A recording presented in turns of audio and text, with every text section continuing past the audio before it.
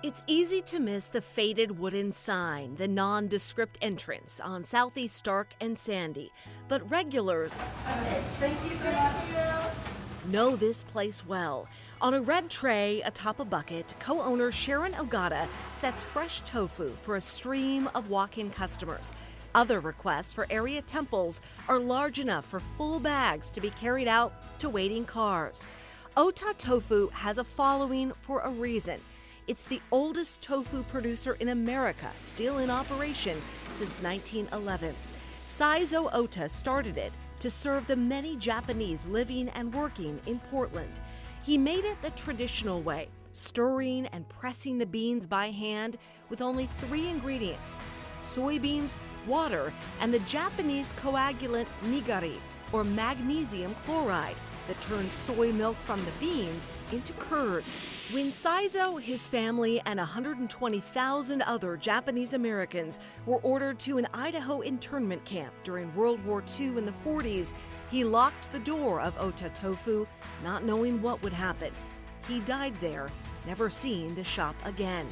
After the war, his wife returned to Portland and relaunched the business. It was that culinary connection of something tasting just like home for a Japanese community scarred by racism and cultural fear. I do feel the pressure of keeping this legacy going, right? Producing a product that is up to their standards. Jason Ogata throws on his apron and rubber boots at 2:30 in the morning, 6 days a week, as the new owner since 2019. He grew up in Portland, playing baseball for Oregon State, drafted to the Texas Rangers before getting his MBA and working a corporate job on the East Coast. His mother, Sharon, an optometrist, bought this tofu for years before the matriarch of the Ota family confided she was ready to retire but didn't want the business to end with her. Sharon convinced son Jason to move his family back home to Portland and run Ota together.